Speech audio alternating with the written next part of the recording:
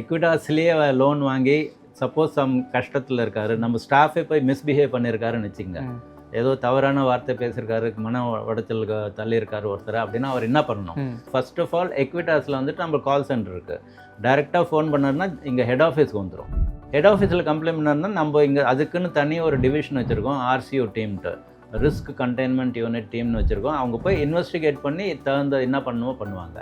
இது ஒன்று நம்மளுக்கிட்ட கம்ப்ளைண்ட் பண்ணால். சப்போஸ் கஸ்டமர்ஸுக்கு வந்து ஆர்பிஐயில் கம்ப்ளைண்ட் பண்ணணும்னா ஆர்பிஐலேயே ஒரு சைட் இருக்குது, crpc@rbi.org.in.